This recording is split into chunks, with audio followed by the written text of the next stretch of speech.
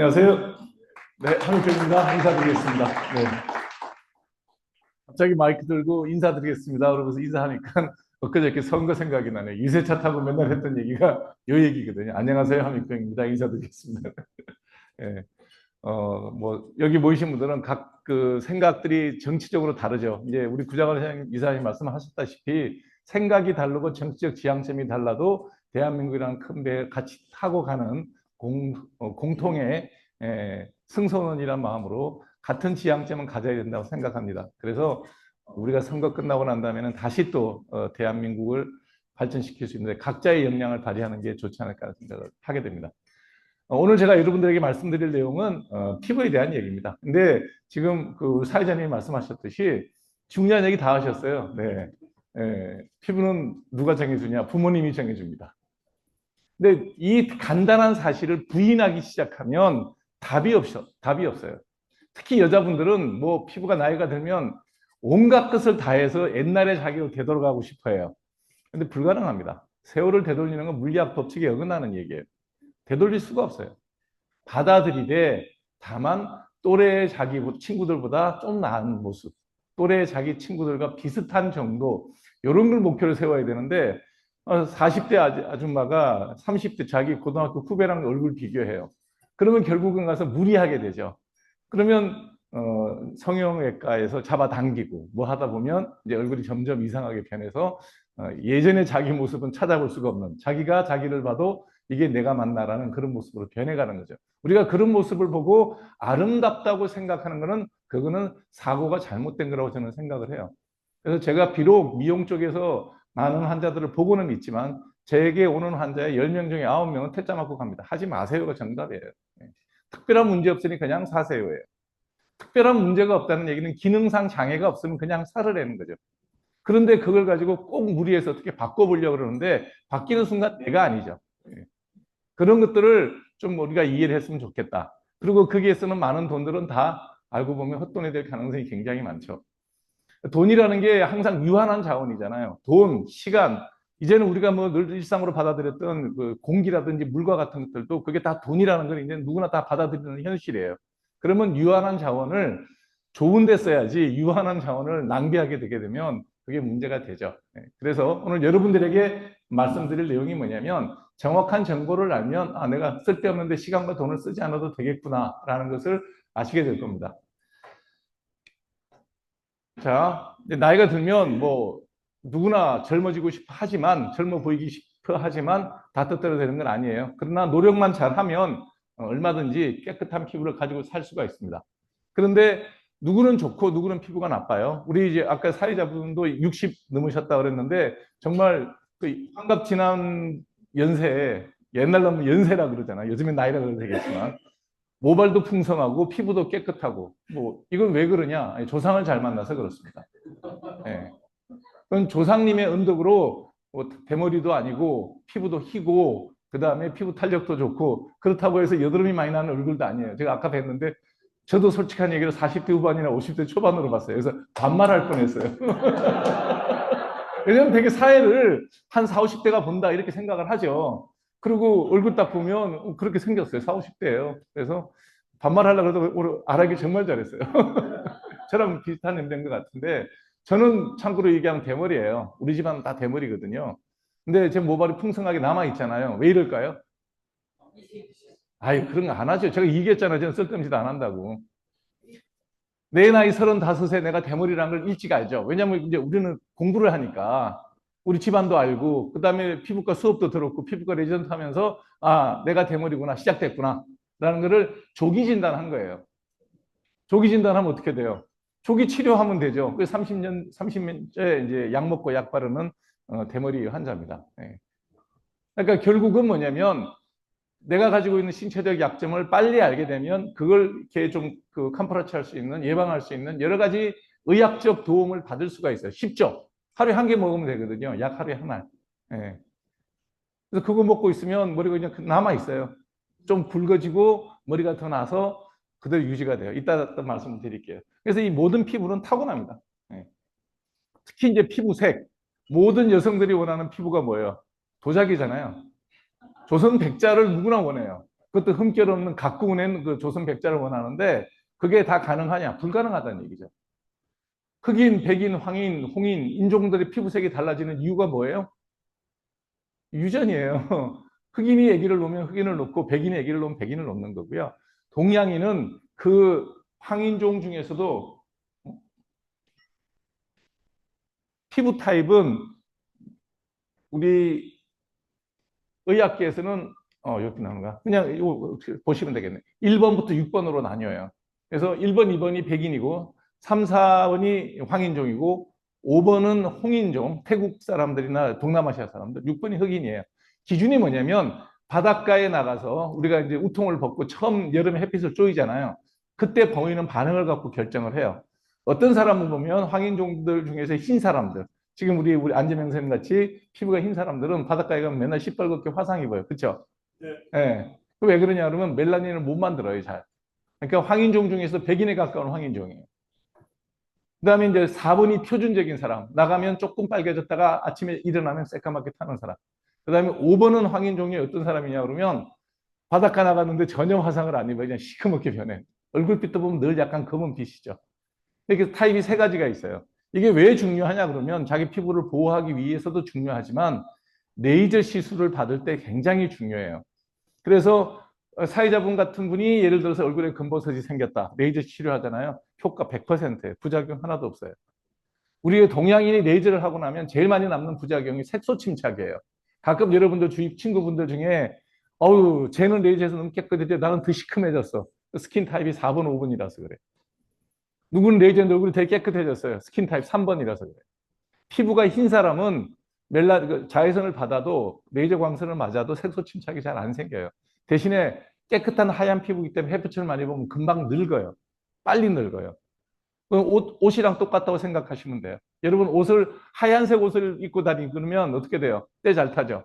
청바지 입고 다니면 때가 탔는지 안 탔는지 뭐 한 달을 입어도 모르잖아요. 피부도 똑같아요. 그무티티한 사람은 늙는 속도가 느려요. 피부가 하얀 사람은 40이 지나니까 벌써 재글재글 늙기 시작하고 검버섯도 살살 생기고 그렇게 되는 거예요. 그거는 왜?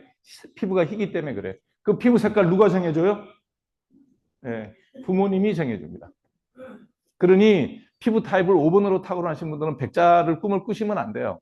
아무리 꿈을 꾸고 아무리 돈을 들여도 절대 불가능합니다. 4번인 사람이 잘 노력하면 3번 조금 발치는 따라가죠. 유전적으로 정해져 있어요. 자, 이걸 내가 왜 보여드리냐 그러면 이 피부의 구조인데 여러분들이 이걸 좀 알고 계시면 어디 가서 이렇게 거짓말 하는데 쏙지를 않아요. 우리 피부는 구조를 볼 것 같으면 이제 현미경으로 보는 거거든요. 여러분 손에 한번 잡아보세요. 잡혀보시면 두께가 어때요? 두툼하게 잡히죠? 눈꺼풀 한번 잡아보세요. 여기도 잡히죠? 옆구리도 한번 찝어보세요. 예. 그 두께가 너무 차이가 많이 나잖아요. 근데 구조는 똑같아요. 표피, 진피, 피하지방, 삼층이 똑같아요. 그래서 맨 위에 붉게 분홍색으로 그려진 게 저게 표피고요. 밑에 이제 팥뿌리처럼 그려진 게 모낭의 구조고요. 그 아래쪽에 피하지방이 있는 거예요. 눈꺼풀이 얇은 이유는 왜 얇을까요? 눈꺼풀이 하는 역할이 뭐예요? 눈동자를 보호하는 거거든요. 그러니까 얇아서 빨리 움직여야 돼요. 그 다음에 옆구리는 왜 이렇게 두툼할까요? 여긴 서 있기 때문에 체중을 부담해야 되기 때문에 진피가 원래 두꺼워요. 피하 지방이 없어도 두꺼워요. 그래서 이 체중을 부담한 허리 쪽의 피부는 보면 되게 진피가 되게 두꺼워요. 이런 식으로 피부가 자기가 위치하는 자리에 따라 가지고 기능이 있어요. 그 기능을 역할을 분담을 하는 거죠. 자, 눈꺼풀이 되게 얇으니까 노화가 빨리 오겠죠. 그래서 화장품 중에 제일 먼저 나온 부분 화장품이 뭐예요? 아이크림이에요. 그래서 화장품 장사를 하더라도 동동구리물을 만들어 팔면 이따만한 통에 가격도 얼마 못 받죠. 그런데 여성들이 요구하고 있는 그 눈가의 잔주름을 예방할 수 있다는 마케팅 개념만 도입하고 요 눈꺼풀 피부에 맞는 영양소나 화장품들을 구성을 하면 요만한 앰플에 10배를 받는 거예요. 이게 마케팅이에요. 예. 이걸 잘하는 저는 화장품 사업을 못해요. 왜 못할까요? 너무 많은 걸 알고 있기 때문에 내가 무슨 말을 하면 이게 과장인데라는 걸 너무나 잘 알아요. 이게 여기에 바르는 화장품의 10배 값을 여기에 받기에는 양심이 찔리는 거예요. 왜 양심이 찔리느냐? 원가도 알고 구조도 알고 기능도 알고 효과도 알아요. 너무 정확하게 알아요. 그럼 어떻게 되겠어요? 내가 하는 말이 스스로에게 거짓말처럼 느껴지는 거예요. 과장이죠, 약간의. 약간의 과장인데 그걸 못하는 거예요. 그래서 큰 사업을 하시는 분들 보면 스페셜리스트가 별로 없어요. 제가 강의를 하면 이 강의를 듣고 특별한 아이크림을 만들어 팔 수 있는 건 여러분의 몫이고요. 저는 그거에 대해서 얘기할 수 있을 뿐이에요. 저는 그걸 갖고 물건을 만들어 팔려고 그러면 자꾸 이상하게 브레이크가 걸려. 아, 이 값은 아니야. 2배만 받아도 돼. 이렇게 생각을 하는 거예요. 왜? 다 알거든요. 그래서 제너럴리스트는 그걸 들으면 아, 저거 돈 되겠구나라고 사업을 바로 할 수가 있는데 스페셜리스트는 게이트가 많아요. 아, 이거 다 아는데 그 정도 효과는 없어. 이 원료 갖고 10배 바뀌는 좀 이건 너무해. 이렇게 되는 거예요. 제가 책을 썼던 내용이 피부에 헛돈 쓰지 말라는 얘기도 굉장히 도발적으로 보이는 이유가 제가 볼 때는 다 헛돈이에요. 근데 실제로 그걸 사서 쓰는 소비자들은 만족도가 있단 말이에요. 끊임없이 팔리잖아요. 그래서 아이크림이 나온 이유가 그래서 그런 거예요. 피부가 얇고 거기는 피지선이 없어요. 피지선에서 나오는 좀 구멍, 맨 위에 털구멍 보이죠? 저게 모공이에요. 여러분들 얼굴 여기 보면 구멍 보이죠? 이게 땀구멍이 아니고 털구멍이에요. 땀구멍은 아주 작아서 현미경으로 확대하지 않는 한 보이지 않습니다. 얼굴에 모공이 되게 넓은 이유는 뭐겠어요? 옆에 보면 여기 하나 보이죠? 요거. 요게 기름샘이에요. 여러분들 아침에 나올 때 아무리 급해도 샤워는 하고 머리는 감고 나오잖아요. 근데 저녁 때쯤 되면 머리 어떻게 돼요? 기름이 많이 나오는 사람들은 머리가 떡져요. 기름이 안 나오는 사람들은 한 이틀 머리 안 감아도 냄새도 안 나고 떡지는 일이 없죠. 그러면 여기서 기름을 만드는 양, 희지선에서 기름 분비되는 양을 정해주는 사람이 누가 정해줘요? 조상님이 유전적으로 정해줘요. 내 의지하고는 전혀 상관없습니다. 내가 태어날 때 부모님이 피지를 잘 못 만드는 건성 피부를 물려주면 피지가 안 나올 거 아니에요. 피지가 안 나오면 이 구멍이 어떻게 될까요? 별로 안 넓어지는 거예요. 여러분들 애기들 피부 보세요. 한 서너 살까지 보면 피부 만져보면 어때요? 그냥 도자기예요, 걔네들은. 왜 그러냐? 사춘기 때까지는 이제 피지선이 기능을 안 하고 그냥 잠재해 있어요. 사춘기가 돼서 남성 호르몬, 여성 호르몬, 섹스 호르몬이 분비가 되면 그때부터 저 피지선이 기름을 만드는 일을 시작해요. 공장은 있는데 시동을 안 거는 거죠. 시동 거는 때가 사춘기 때예요. 자, 사춘기 때 시동을 걸었는데 생산성이 되게 좋은 피지선을 가지고 있으면 지성 피부. 그래서 모공이 넓어지고 여드름도 많이 생겨요. 근데 그때 시동을 걸었는데도 피지를 거의 안 만들어요. 그게 건성 피부예요. 그런 건성 피부를 가진 사람들은 성인 1000명 중에 한 명도 없어요. 화장품 모델을 누가 할까요? 그런 사람이 하는 거예요.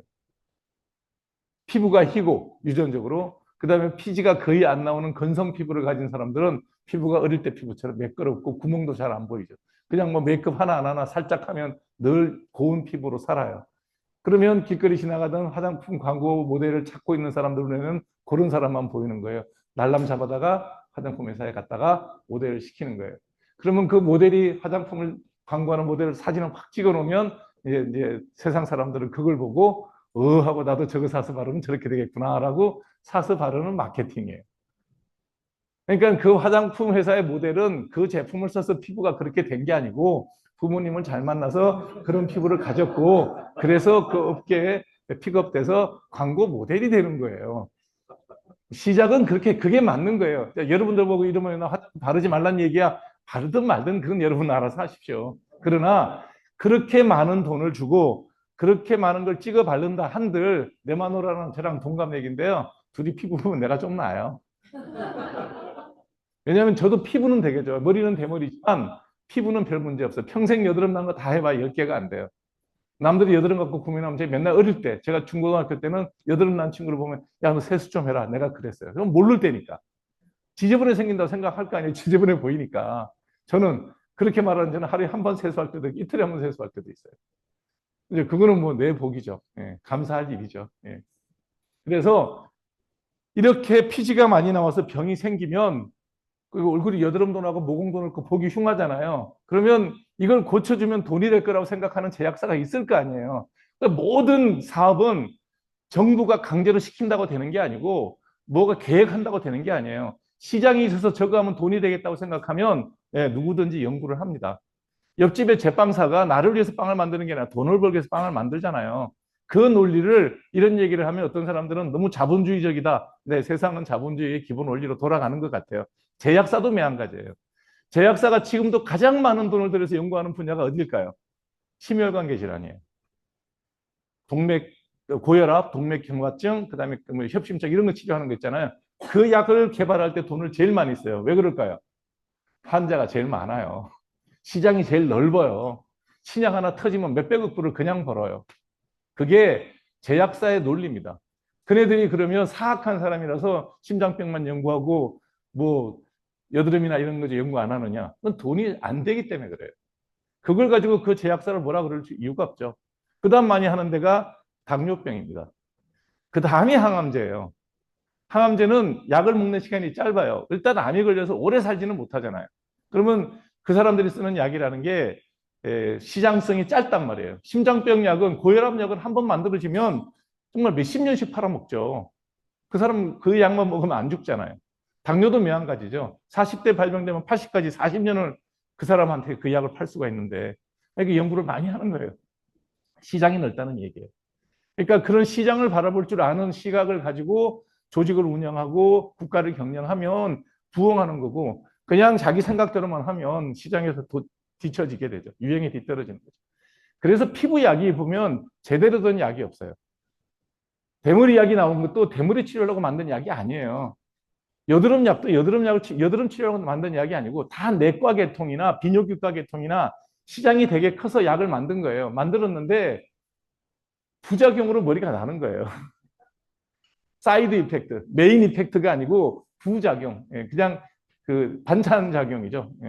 그래서 그걸 보고 쓰는 거예요. 예를 들면 이따 대머리도 나오겠지만 대머리 약이 나온 거는 전립선 비대증이나 전립선 암 환자를 치료하기 위해서 만든 약이에요. 전립선 암을 치료하고 난 다음에 전이를 막기 위해서 약을 쓰고 과다한 전립선 비대증에서 소변이 보기 불편한 사람들을 위해서 만든 약이 대머리 치료제예요. 그 약의 용량이 얼마냐면 5mg이에요. 한 알에. 그 5mg 먹으면 전이를 막을 수 있고 좀 예후가 좋아지거든요. 전립선 비대증도 좋아져요. 그 약을 먹였더니 전립선 비대증에 대머리 있는 사람이 있을 거 아니에요. 머리가 나는 거예요. 피부과 사람들은 먼 눈에 뭐만 보인다고 머리 나는 것만 보이거든요. 저 약을 어떻게 좀 썼으면 좋겠는데 이게 5mg를 먹으면 어떤 부작용이 있냐면 성욕이 뚝 떨어져요. 이쁜 여자를 봐도 눈에 보이지를 않아. 그냥 이쁘다 하고 지나가는 거예요. 남자들이 머리털 날라고 5mg을 먹지는 않죠. 그래서 처음에는 저 약의 그 부작용 중에 머리가 나는 게 있구나. 참 아깝다. 뭐 정력하고 머리카락하고 바꾸는 남자는 없잖아요. 그러니까 시장성이 없다고 포기하고 있었는데 일부 피부과 선생님들 중에 버리기 너무 아까 머리가 너무 잘 나거든요. 그래서 이제 약을 줄여서 먹이면 어떨까? 그래서 2분의 1 먹이고 3분의 1 먹이고 4분의 1 먹이고 쭉 먹여봤더니 5분의 1을 먹였더니 부작용은 그 성욕 억제는 거의 안 나타나고 머리는 그래도 꽤 나더라는 거예요. 그게 이제 그 골디락스 조정을 찾은 거죠. 그래서 그걸 갖고 임상을 해서 지금의 대머리약이 나온 거예요. 이렇게 쉽게 얘기하면 피부과 약은 대개는 찌끼다시로 찾아낸 거예요. 정말 찌끼다시예요. 메인 회가 아니에요. 거기 나오는 그 사이드 반찬 같이 약효를 찾아낸 게 많아요. 예를 들면 뭐죠? 발기촉진제로 나왔던 약 있죠? 예, 비아그라. 비아그라도 원래 심장약으로 만든 거예요. 심장병에 관상동맥 질환 있는 분한테 혈관을 넓히기 위해서 그 약을 만들었어요. 만들어서 약을 줬는데 부작용이 너무 많아요. 최종 임상을 하는데 먹었던 사람들이 부작용이 너무 많아서 먹을 수가 없었어요. 그래서 이제 임상하기 위해서 약을 돌려줬어요. 약을 나눠줬던 거를 이제 그 연구팀이 가서 약을 다 회수를 해와야 될 거 아니에요. 중간에. 회수를 하는데 여자들은 약을 다 돌려주는데 남자들은 자꾸 잃어버렸다, 뭐 숨겨놓고 안 주고 자꾸 이상한 거예요. 그러니까 그것도 이제 그러니까 연구하는 사람들은 꼼꼼해야 되는 거예요.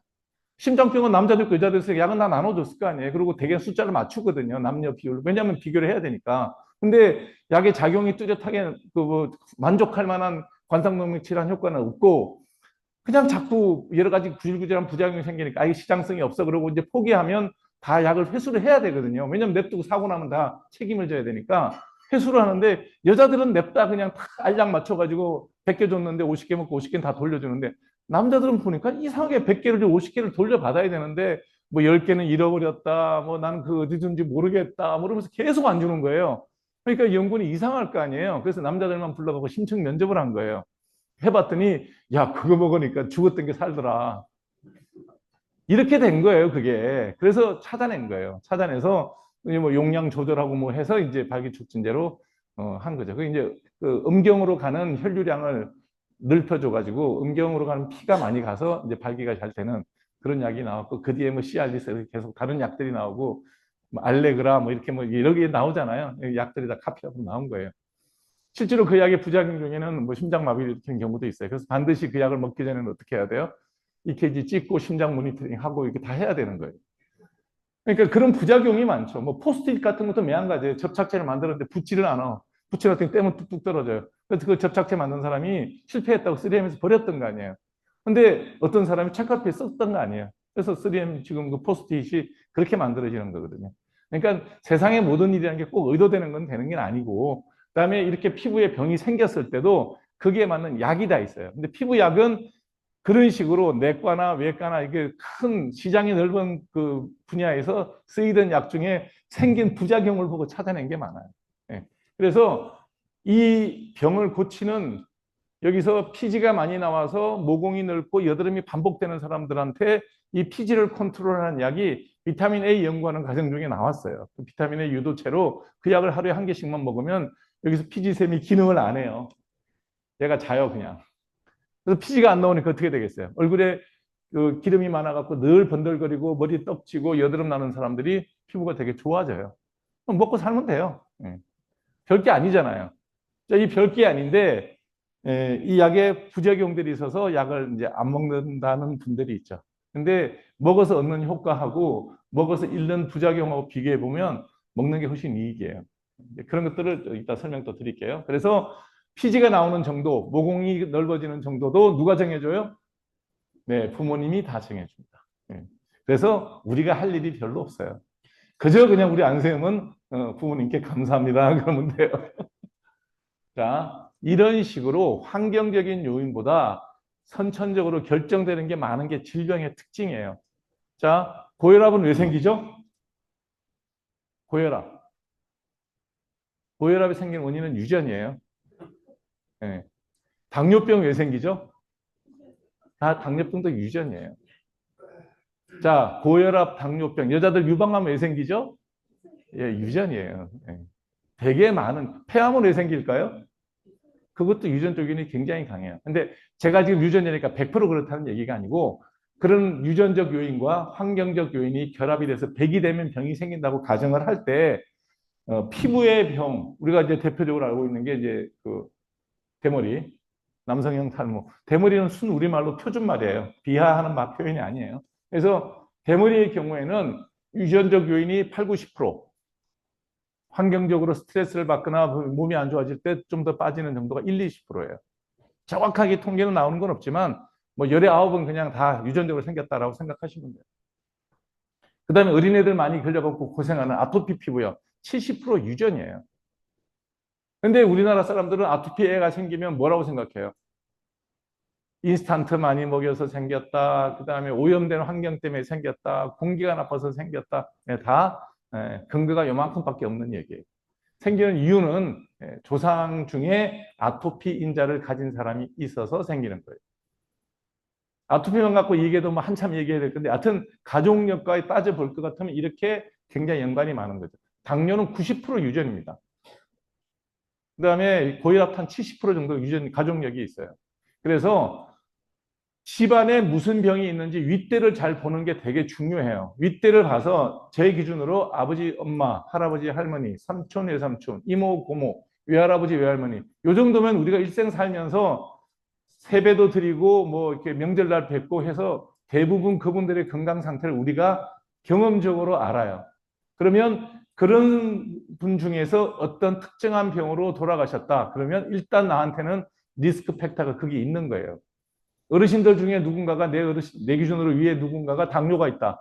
일단 내가 당뇨 걸릴 확률이 굉장히 다른 사람보다 높은 거예요. 그래서 혈당 체크를 하고 체중 관리하고 건강 관리할 때 그쪽을 신경을 쓰는 게 당연한 거예요. 근데 지금 우리나라 건강 관리하는 거 보면 전 분야를 싹 썰어서 다 해요. 전 세계 이런 나라 없어요. 2년마다 한 번씩 내시경하고 3년마다 한 번씩 대장 내시경하고 하는 거 이거 이런 나라 없어요. 그럼 여러분들은 할 때마다 무슨 생각을 하세요? 올해도 잘 넘어갔다. 다행이다. 뭐 이렇게 생각들을 하시게 되는데 저는 그런 금진에 대해서는 기본적으로 반대하는 의사예요. 왜냐하면 대장 내시경 같은 거 하다가 천공되는 경우도 꽤 있어요. 여러분들 대장은 되게 얇아요. 그래서 잘못하면 대장이 이렇게 두 번 꺾이거든요. S자로 올라와서 여기서 한번 꺾이고 여기서 한번 꺾여요. 그래서 두 번 기역자로 꺾이는데 여러분들은 수면 내시경을 하니까 어떤 일이 벌어지는지 모르지만 저는 뭐 내시경 하도 한번 해보라 그래갖고 한 번 할 때 그냥 생으로 한 내시경을 해봤어요. 되게 아파요. 어우, 이럴 정도의 통증이 있어요. 이게 무슨 냐면 찔러서 꺾이는 거예요. 그 튜브가. 그거 할 때 뭐 운 나쁘면 긁으면 천공이 돼요. 천공되면 수술해야지. 저는 그래서 검진에 대해서 대장암도 가족력이 꽤 있어요. 집안에 대장암이 있고 나는 풀조가리를 보면 야채만 보면 짜증스럽고 고기를 갖고 상추에 싸먹을 때마다 왜 이 비닐 조가리 같은 데 타먹어서 고기 맛을 버리느냐는 채식 반대 육식주의자들이 있어요. 그런 분들은 대장암 리스크 되게 높아요. 그런데 뭐 야채 잘 먹고 하루에 한번 똥 잘 싸고 근데 뭐 또는 변에 별 이상 없으면 그렇게 그 대장 내시경을 해야 될 이유가 별로 없다는 거예요. 그래서 제가 뭐 유튜브 보셨다니까 얘기하지만 저는 50대 중반에 한번 그 내시경 한번 하고 지금까지는 내시경 안 해요. 집사람이 늘 걱정을 하죠. 어떻게 되면 안 되니까. 내가 살아야 수입이 들어오니까 걱정을 늘 하지만 저는 제 스스로에 대해서 별로 걱정하지 않는 게 내 나이 63살이고 지금 이제 평균적으로 따지면 한 20년 정도가 나한테 건강한 삶이 주어져 있을 거라고 생각을 해요. 평균에서 크게 어긋나지는 않으니까. 그러면 조심스럽게 살 필요는 있지만 검진에 목매달 일은 없다라는 게 제 생각이에요. 그러니까 제가 검진을 안 받으려고 그러면 담배 안 피워야 되겠지. 담배 뻐끔뻐끔 피면서 폐 검사도 한 번 안 한다 그러면 간이 배밖에 나온 거잖아요. 예. 무슨 일이 있어도 하루에 3끼 밥은 먹어요. 예. 시간 맞춰서. 그러니까 나는 굳이 위자에서 부담이 없고 지금도 아무런 증상이 없으니까 그냥 사는 거예요. 내가 검사를 열심히 받고 생활을 잘못할 거냐?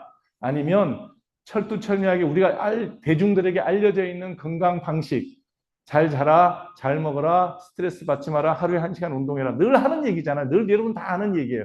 그렇게 하고 살면 굳이 그렇게 막 여기저기 쑤시면서 찾아다니지 않아도 병이 생길 확률은 그리 높지 않다. 그 다음에 오래 살고 짧게 살고 하는 것도 가족력이 꽤 있어요. 장수하는 집안이 있어요. 그러면 집안이 아주 장수하시는 분이면 유지만 잘하면 되고 집안에 어른들이 빨리 돌아가신 분이 있다 그러면 뭘로 돌아가셨는지는 보셔야 돼요. 고혈압이다. 그러면 혈압 체크 늘 하셔야 돼요. 대장암으로 돌아가셨다. 그런 분은 대장암 내시경을 1년에 한 번, 2년에 한 번 하셔야 돼요. 그러니까 그런 리스크 팩터를 가족력에서 찾으시면 꽤 여러분들이 검사 규모를 줄일 수가 있어요. 그리고 그걸 조심하시면 돼요. 그게 건강 관리하는 방법이지 그냥 병원에 돈 많이 갖다 주고 그냥 머리끝부터 발끝까지 샅샅이 찾아서 헤매면은 어떤 일이 생기냐면 진단이 돼요. 예를 들면 뭐 여기 에스더쌤이랑 같이 나랑 같이 일을 하고 있으니까 그 남편이 홍익을 기자예요. 신문에서 보셨을 거예요. 폐암이 생겼다. 예. 폐암이 생긴 게 아니라 폐는 우리가 조직 검사를 하려고 그러면 CT를 찍어야만 검사가 돼요. 일반적으로 흉부 엑스선 찍어갖고는 그게 뭐 폐암이 있다, 폐병이 있는 걸 결핵이나 폐렴 외에는 찾아내지 못해요. 폐암은 찾아내려고 그러면 반드시 CT를 찍어야 되는데 이 폐 CT를 찍으면 방사선 피통량이 엑스레이 한 2,000장 찍은 거랑 비슷해. 그 자체가 발암 물질이에요. 그러니까 엑스레이 CT 찍는 것 자체가 발암 물질이에요. 그러니까 그걸 갖고 루틴으로 검사하기는 힘들죠. 근데 방사선 기계를 만드는 회사는 또 돈을 벌어야 되죠. 그러니까 저설량 한 엑스레이 찍는 거에 한 10배, 20배 정도의 엑스레이 피폭만 하면 CT를 찍을 수 있는 저설량 CT라는 게 개발이 됐어요. 그러니까 이거 이제 루틴으로 하는 거예요. 홍 박사님은 또 그런 거 하는 거 되게 좋아해요. 검사 받아보는 거. 심장 초음파 나오면 심초음파하고 심장 CT도 나온 거 있고 요즘 심장병을 이렇게 동영상으로 볼 수가 있어. 심장 뛰는 거를. 그런 거 있고 그런 거 다 해봐요. 저는 그런 거 안 해요. 완전히 반대예요. 이제 이분이 저설량 CT로 폐를 찍었더니 요만한 게 발견이 된 거예요. 요만한 게. 발견이 됐는데 그러면 악성이다 양성이다가 바로 판별이 안 되죠. 조직검사 해야 되거든요. 조직검사는 위치가 애매해. 심장 옆이라서. 이러지도 저러지 못하고 이제 그때부터 끙끙 앓는 거예요. 폐에 뭐가 있대는데. 4년을 끙끙거리고 있다가 사이즈가 좀 커져서 수술을 한 거예요. 수술해서 이제 여기서 내시경 수술해서 그걸 떼어냈어요. 떼어내서 확인해 보니까 결과가 암인지 아닌지 애매하대. 결론이 뭐냐면 모르고 살았으면 모르고 살았을 수도 있다는 거예요. 여러분들이 내 신체에 뭐가 있는지 샅샅이 뒤지면 찾아서 수술하고 오래 살고 그럴 수 있겠죠. 그런데 굳이 그럴 필요 있냐는 거예요. 내가 증상이 없고 내가 살아가는 방식이 건강에 나쁘지 않게 잘 살고 그러면 그리 건강염려증에 해당하는 만큼의 검사를 받을 필요는 없다.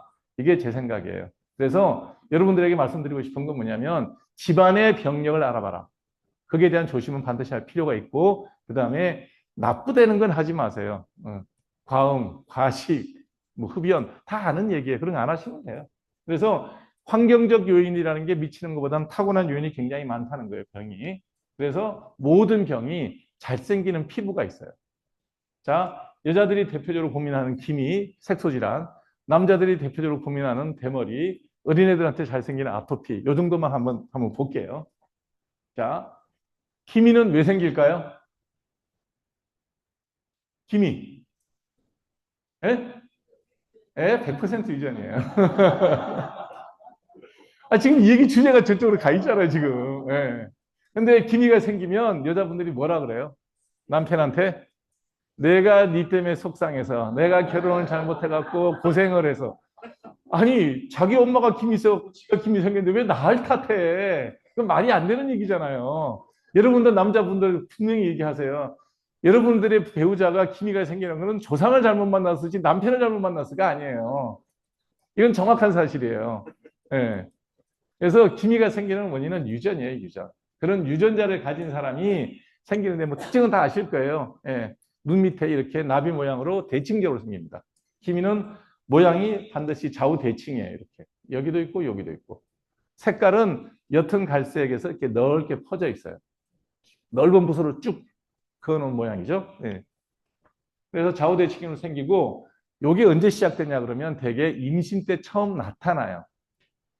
임신 때 나타나는 이유가 뭐냐면 임신하면 여자들 몸속에 에스트로겐 분비량이 확 늘어나요. 임신을 유지해야 되기 때문에. 왜냐하면 올경이 되어버리면 유산되잖아요. 착상하고 쭉 10달 동안 그 착상이 유지가 되려고 그러면 에스트로겐이 많이 나와야 돼요. 이 에스트로겐이 기미를 만드는 호르몬이에요. 그래서 남자들은 에스트로겐이 안 나오기 때문에 밖에 나가서 그렇게 개고생을 하고 돈을 벌어도 기미가 안 생기는 거예요. 남자들은 남자기 때문에 안 생기는 거예요. 남자가 기미가 생기는 확률은 여자의 뭐 한 5%, 20분의 1 정도밖에 안 되거든요. 어디에 가면 생기냐? 아주 강한 햇살이 있는 사우디아라비아 중동 파견 근로자들 보면 기미가 생겨서 오는 경우가 있어요. 워낙 햇살이 강해서. 그러니까 그런 거 아니면 남자들은 기미가 거의 없어요. 원인은 호르몬이 달라서 그래요. 그래서 대개 이제 사람들이 기미가 생기면 나이 든 분들은 내가 간이 안 좋아서 예, 간이 안 좋으면 피부색이 검어지는 건 맞아요. 예, 그 호르몬, 영양 성분이나 호르몬 대사 과정 중에 그럴 수 있어요. 근데 간이 나빠서 얼굴색이 변할 정도면 병원을 가는 게 아니라, 자리 좋은 데서 알아보는 게 나아요. 말기에 나타나는 현상이에요. 그러니까 내가 간이 안 좋아서 기미가 생겼다. 그럴 일 절대 없어요. 기미는 건강한 여자한테 생기는 거예요. 건강한 여자한테 생기는 거예요. 예. 그래서 여기서 맞는 거는 햇볕, 자외선 때문에 기미가 악화되는 것은 맞아요. 그래서 1번, 기미가 생기는 안 생기는 첫 번째 요인은 유전이고요. 두 번째가 에스트로겐이라고 하는 여성 호르몬이에요. 그래서 기미가 생기는 게 임신 때 생겼다가 언제 없어지냐? 폐경되면 없어져요. 할머니 얼굴에 기미 있는 분 있나 한번 찾아보세요. 없어요. 할머니는 없어지는데 그때 뭐가 생기죠? 예, 검버섯이 생기죠. 예, 나이가 들었으니까. 그걸 악화시키는 요인이 자외선이에요. 그래서 기미는 봄 되면 살살 진해지기 시작해서 한여름에 진해졌다가 가을, 겨울 되면 좀 흐려지고 왔다 갔다 해요. 그래서 좀 양심적인 의사들은 기미 환자가 오면 처음에는 절대로 레이저라는 얘기 안 하죠. 예. 봄에 오시면 아유 뭐 등산도 다니시고 야외 활동하시고 골프도 치시고 재밌게 사시고 가을에 봅시다. 그때까지 바르는 약이 있으니까 약 좀 바르고 지내세요. 그러면 좀 나아질 거예요. 가을에 오면 이제 골프 안 치실 거죠? 밖에 안 나가실 거죠? 그러면 행사가 있으시면 레이저 한번 하세요. 이렇게 되는 게 원칙인데 대낮에나 레이저부터 권해요. 왜냐하면 레이저를 하면 수입이 뭐 한 2, 30배 되거든요. 예. 제가 여러분들에게 기미 설명 다 해주고 이 약 바르시면 좋아져요. 밤에 한번 바르는 약이에요. 뭐 약 이름은 멜라노닌이랑 그 동화자에서 나온 약이에요. 이런 거 설명 다 해주고 처방전을 하나 끊어주면 받는 돈이 17,320원 받아요. 네, 17,320원. 네. 그러니까 정보가 엄청나게 많은 피부과 의사하고 정보가 아무것도 없는 환자하고 1대1로 만나서 거래를 해야 돼요. 돈 받고 하는 거래잖아요. 이게 치료라고 뭐 승부하고 특별한 게 없어요. 제가 왜 환자를 보겠어요? 예, 돈을 갖고 오니까 진료를 하지 돈도 안 갖고 오는데 누가 진료를 하겠어요? 이런 걸 가지고 너 산업적이고 의사가 그러면 되냐? 의사가 원래 그런 존재예요. 의사가 경제적 이익을 추구하는 걸 갖고 배관시하는 나라는 그거는 나라가 절대 똑바로 돌아가지 않아요. 초등학교 때부터 가해 공부해갖고 의대 가겠다는 사람의 목적이 봉사일 것 같아요? 우리 그런 위선은 떨지 말자는 거예요. 의사가 그 집안에서 의사를 만들려는 이유는 딱 하나예요.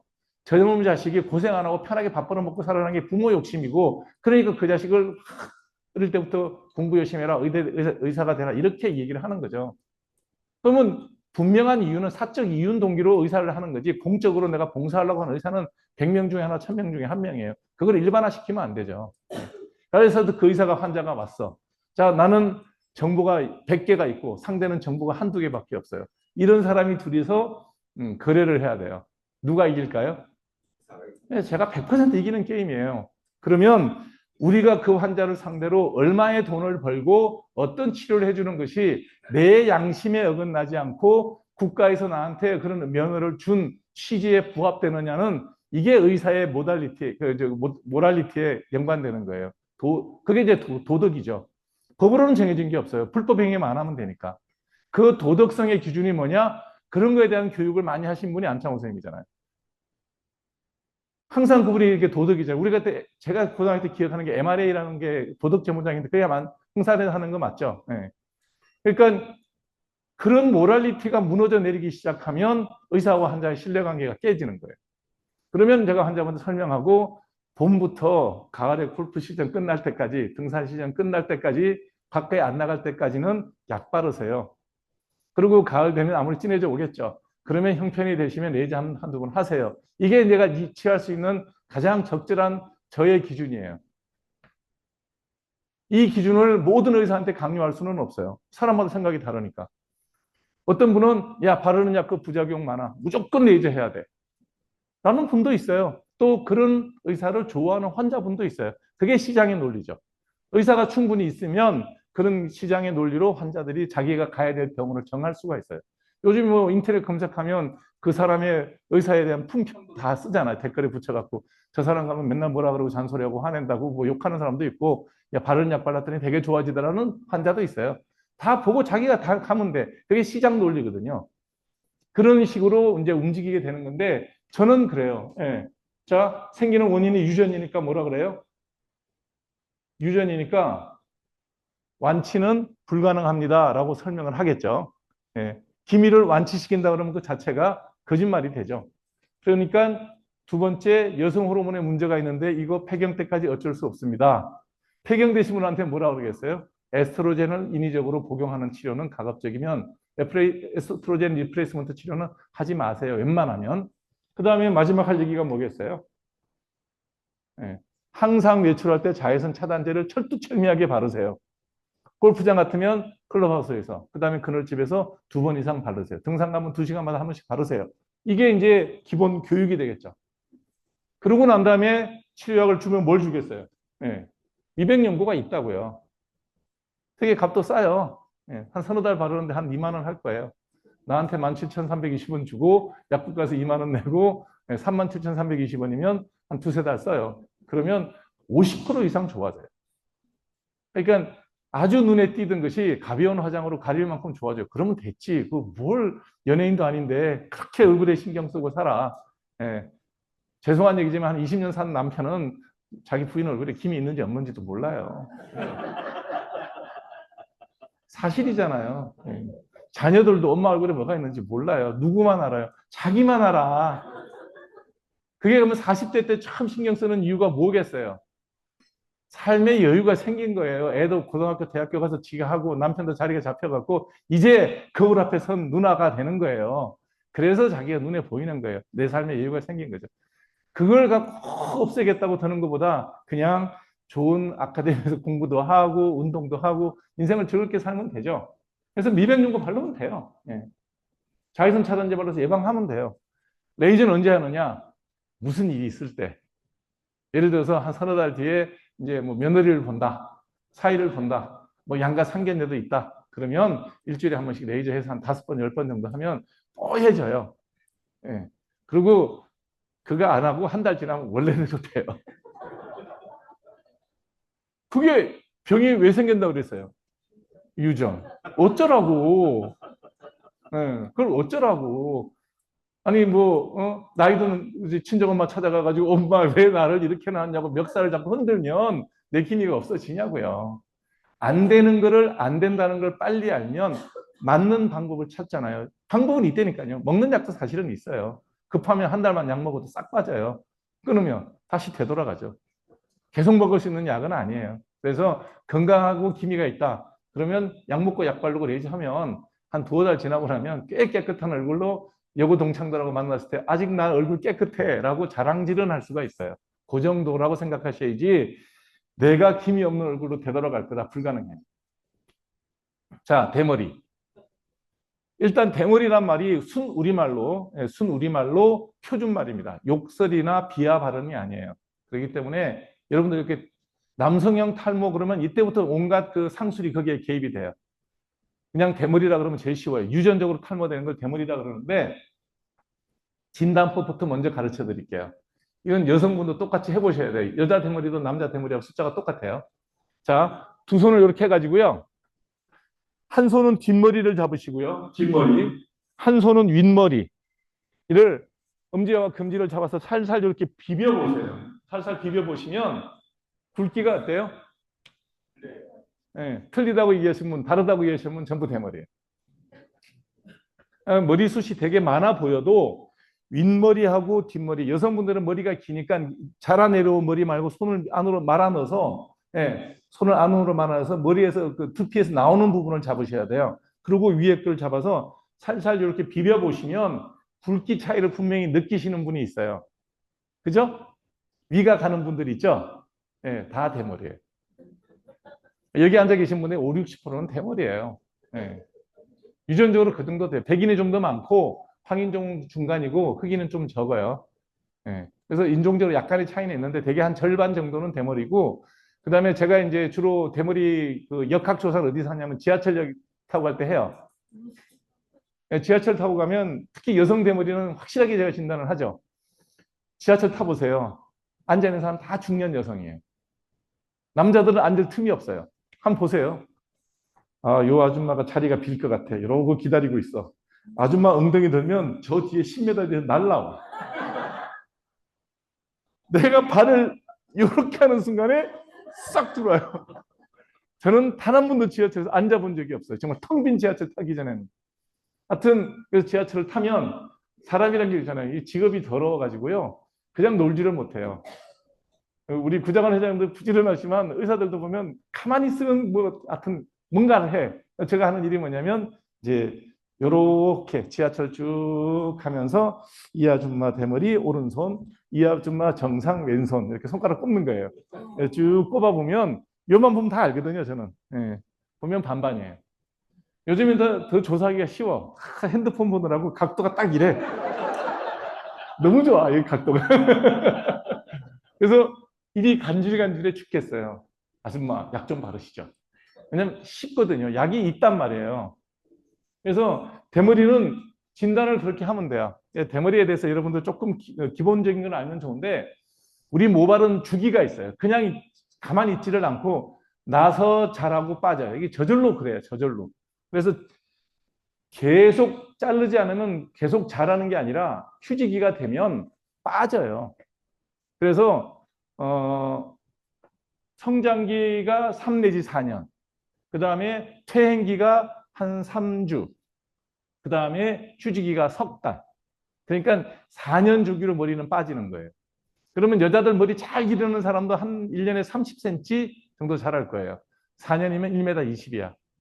그래서 여자들이 평생 머리 안 잘라도 엉덩이 밑으로 머리카락이 내려가지 않는 이유가 그거예요. 1m 20 자라면 휴지기가 돼서 저절로 빠져요. 휴지기가 되고 난 다음에 밑에 요거 보이시나요? 요거. 예, 모양이 요거 사이즈 줄여놓은 거랑 똑같죠. 요게 겨울에 낙엽이 치고 나면 거기에 눈이 붙어 있죠. 똑같아요. 요게 다시 성장기로 되돌아가서 뱅글뱅글 도는 건데 일생을 4년 주기로 20번 정도 도는 게 정상이에요, 정상. 근데 유전적으로 요게 5번, 6번에 끝나는 사람. 그러면 4, 6이 24. 20대부터 머리 빠지는 거예요. 여드름남과 동시에 머리 빠지는 사람이 있어요. 예. 그 다음에 7번짜리, 8번짜리, 9번짜리, 10번짜리가 다 있는 거예요. 저 같은 경우는 한 11번, 12번 때부터 이게 이제 없어지기 시작했죠. 그래서, 아버지가 돼버리고, 외할아버지도 돼버리고, 친할아버지도 돼버리고, 우리 엄마도 돼버리고, 우리 아버지도 돼버리고, 삼촌도 돼버리니 나도 돼버리구나. 라는 걸 이제 인식을 하고, 그때부터 약을 먹고 사는 돼버리 환자입니다. 이 약이 나온 지가 40년이 넘었어요. 아까 얘기했던 전립선 약 그 약이거든요. 그리고 그 약이 임상이 끝나서 5분의 1로 약을 줄여서 약이 생산되기 시작한 지가 40몇 년 됐어요. 그래 당연히 먹죠. 그러면 이 약이 40몇 년인데 여러분들 잘 모르시죠? 왜 모를까요? 예? 관심을 안 가지는 게 의사들이 알리지를 않죠. 왜 알리지 않을까요? 제가 여러분들한테 이 약 처방료 얼마를 받을까요? 처방료 한 장 써줄 건데 6달 뒤에 봅시다. 이 약 먹으면 돼요. 설명 다 했어요. 이제 알아들으셨죠? 약 먹으면 되거든요. 하루에 한 개씩 드시면 돼요. 하루에 한 개씩 평생 먹을 약인데 내가 일주일 뒤에 보자 그러겠어요? 2주치 주고 2주 뒤에 보자 그러겠어요? 자기는 한 달, 2달, 석 달, 넉 달 준다고요. 그럼 얼마를 벌겠냐고 내가.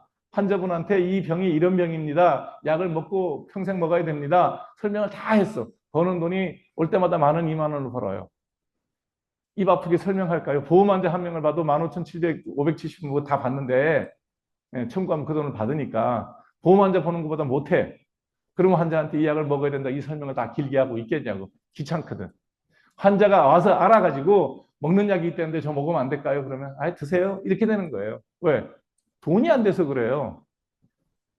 미국에서 만일에 피부과 전문의가 미국에서는 남자들이 쓰는 미용 시장의 제약 시장에서 가장 큰 게 대머리 약이에요. 미국은 백인들의 경우에 70%가 대머리거든요. 여러분 영화 배우 보시고 테니스 선수 유명한 사람 보세요. 다 대머리잖아. 멀쩡한 머리 갖고 있는 사람이 드물어요. 미국은 백인들의 70%가 대머리인데 실제로 대통령은 70%가 대머리 아닌 사람이 돼요. 자세히 보세요. 미국의 역대 대통령 중에 대머리 몇 명 있어요? 몇 명 없어요. 무슨 얘기냐면 모발이 풍성한 것도 대외 활동하는 사람한테는 경쟁력이라는 거예요.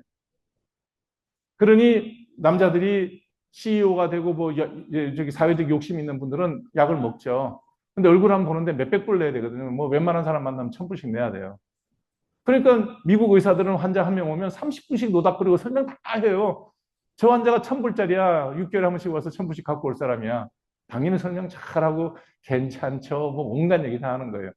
그런데 우리나라는 자기가 10,000원 내면서 10불 내면서 1,000불짜리 진료를 원해. 그게 우리 사람들이 누리는 그 잘못된 생각이라는 거예요. 미국 의사들이 친절하다는 얘기 많이 하시거든요. 우리 병원에 와서 그 얘기해요. 그래서 그러면 미국 같이 돈 내고 가시면 나도 그보다 10배 더 친절하게 해드릴게요. 그럴 수가 없어요. 짧게 보고 핵심만 얘기하고 빨리빨리 가야 돼. 왜? 그래 100명을 봐야 그 똑같은데. 미국은 피부과 의사들 같으면 하루에 환자 10명 정도 봐요. 우리는 그거를 뭐 100명 가까이 봐야 돼. 그러니까 핵심적인 얘기만 하고 인간적인 관계가 없는 거예요. 괜찮으시죠? 뭐 잘 지내셨어요? 이런 얘기하는 것도 시간 낭비야. 그냥 딱 너 대버려. 약 먹어야 돼.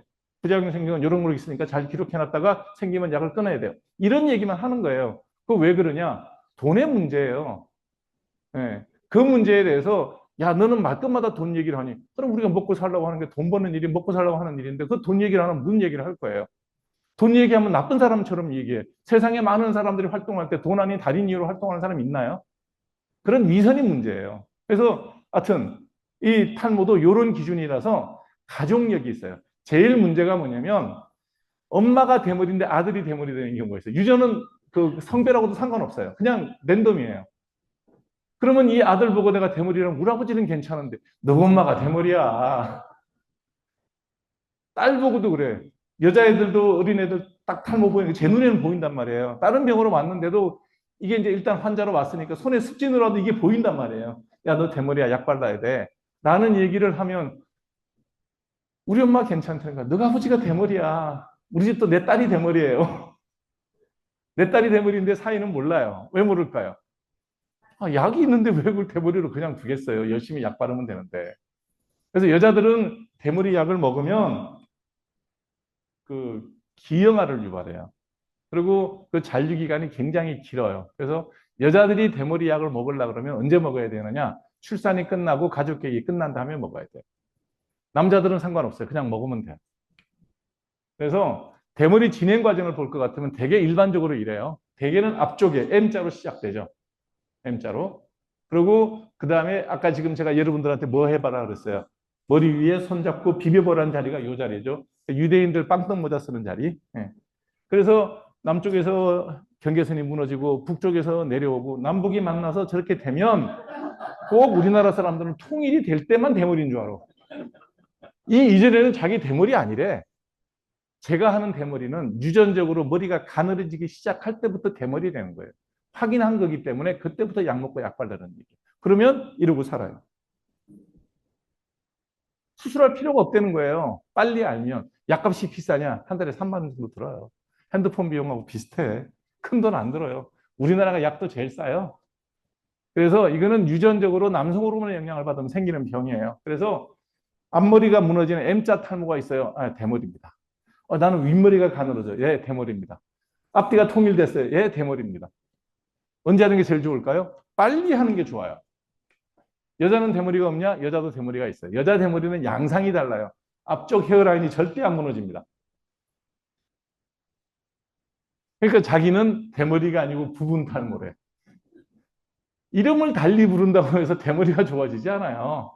그러니까 우리가 그런 식의 위선이 되게 강한 표현을 써요. 대머리입니다. 그래서 여자들은 윗머리가 없어져요. 우리 엄마는 자기 윗머리가 없어질 때 엄마 대머리예요. 그럼 뭐라는 줄 아세요? 내가 너가 아버지 잘못 만나갖고 무거운 거 이고 다녀서 빠졌대. 그래서 아버님 돌아가셨으니까 엄마 아버지는 돌아가셨지만 내가 정말 그 얘기는 해줄게. 할아버지가 대머리라서 엄마가 대머리야. 엄마가 머리 이고 다닌 것도 사실이긴 하지만 그거하고 머리 빠지려고 하면 상관없어요. 그냥 유전이라서 빠진 거예요. 우리 집안 식구 다 대머리거든요. 머리 온전히 붙어 있는 사람은 저만 붙어 있어요. 왜 그럴까요? 저는 약을 먹고 바르죠. 내 동생은 안 해요. 우리 누나도 내가 약 줘도 잘 안 해요. 왜 안 할까요? 부작용이 많다고 오해해서 그래요. 자, 먹는 약 있어요.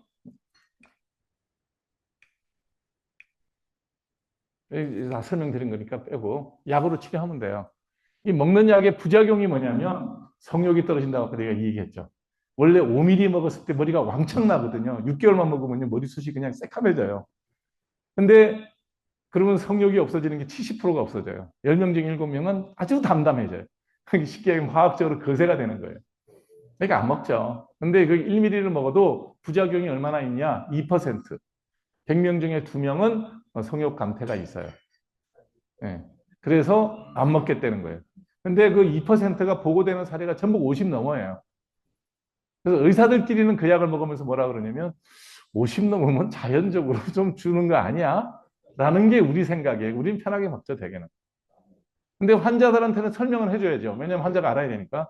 근데 뭐 성욕이 떨어진 것 같고 여자 봐도 뭐 담담해진다. 한 번 더 물어봐요. 부인 보고 담담해지는 거는 다른 요인일 수 있으니 다른 뭐 가끔 보는 매력적인 여성을 보고도 담담하냐. 그걸 우리는 객관적인 기준으로 본다. 뭐 바람 피란 얘기가 아니라 우리가 눈은 돌아가잖아요. 예. 그런 게 없으면 그거는 부작용이다. 그러니 판단은 그렇게 하시는 게 맞을 거다고 약에 대해서는 뭐 먹고 말고는 본인이 정하면 되고 못 먹으면 바르면 돼요. 바르는 약은 처방전 없이 살 수 있어요. 여러분들 약국 가가지고 2% 미녹시딜, 3% 미녹시딜, 5% 미녹시딜 이렇게 약 나와 있는 게 있어요. 그냥 달라 그래서 사서 바르면 돼요. 여자들은 3% 정도 발라서 하루에 2번, 아니면 5%짜리 사서 하루에 1번 바르시면 되고요. 그 다음에 로게인이라고 똑같은 성분의 약인데 그 폼 타입으로 나와요. 짜면 그 거품으로 나오는데 머리에 바르면 36도, 7도가 되면 물로 변해서 좀 덜 끈적거려요. 이녹시딜은 조금 기름기가 있고 로게인은 폼 타입이라서 좀 덜 끈적거려요. 다 이거는 뭐 의사 처방 없이 그냥 사도 돼요. 여성분들의 경우는 어차피 젊은 사람은 먹지를 못하니까 그냥 로게인 사서 바르시고 미녹시딜 사서 바르시면 돼요. 하루에 2번, 12시간 간격으로. 1년만 바르면 개수대가 깨끗해져요. 여자분들은 긴 머리 하면 이렇게 그 개수대 있는데 뭐 머리 막 시커멓게 빠지잖아요. 그런 분들 약 바르고 1년만 열심히 바르면 머리도 나고 개수대가 깨끗해져요. 약으로 다 치료하면 돼. 남자들이 약을 안 먹는 이유? 네, 고자 될까 봐. 그래서 안 먹는데 실제로 그런 거 없어요. 거의 없어요. 그래서 젊은 사람들도 사회생활 할 때 불편할 정도로 머리가 빠지는 사람들이면 빨리 먹어야 돼요. 시작하는 시점이 중요해요. 완전히 맨들맨들해지면 효과가 덜해요. 자, 보시면 이 사람은 늦게 시작한 사람이에요. 이게 완전히 모근이 죽어서 두피가 맨들맨들해지면 약 먹고 보통 2년 지났을 때가 맥시멈으로 이제 머리가 쭉 나는 거예요. 그러니까 본전이 너무 적으니까 벌어봐야 얼마 이자가 안 붙은 거예요. 이게 이자가 별로 안 붙었잖아요. 원금이 작아서 그래요. 근데 이 사람들은 이 사람은 젊은 사람이잖아요. 딱 벌써 머리카락도 젊어 보이죠. 근데 머리가 가늘어지는 것처럼 보일 때 약 먹었어요. 네. 두피가 하나도 안 보이잖아요. 이 정도 되면 이 사람이 누가 대머리인지 전혀 모르죠. 그래서 제가 이제 쭉 제가 먹어봤으니까 30년 가까이 약을 먹었으니까 어떤 식으로 하고 있냐. 대개 초기 2년 동안 하루에 하나씩 꼬박 먹어요. 꼬박꼬박 먹으면 이렇게 그 날 수 있는 먹는 약을 먹어서 날 수 있는 머리카락은 맥시멈으로 나요. 그러면 이제 일주일에 5개로 줄여요. 일주일에 2번은 빠지는 거죠. 그렇게 해서 또 한 2, 3년 먹고 그러고 난 다음에 또 한 2, 3년 지나서는 일주일에 4개 또 한 2, 3년 지나서는 요즘에는 저 같은 경우는 하루 걸러 하나 먹어요. 그러니까 표준 처방량의 절반만 먹어도 그냥 그럭저럭 유지가 되더라는 거죠. 이렇게 할 수 있는 이유가 뭐냐? 이게 머리를 빠지게 하는 게 남성 호르몬이거든요. 그래서 여자들은 남성 호르몬이 안 나오기 때문에 남자같이 심하게 대머리가 안 되는 거예요. 그래서 남성 호르몬이 나이가 들면 남자도 폐경이 오거든요. 점점 줄어서. 그럴 때는 거기에 맞춰서 약을 좀 적게 먹어도 이틀에 하나 정도만 먹어도 이 상태가 유지가 잘 되는 거죠. 이런 식으로 대개 모든 질환들이 유전적인 요인으로 생겨요. 꼭 고구마는 아니지만.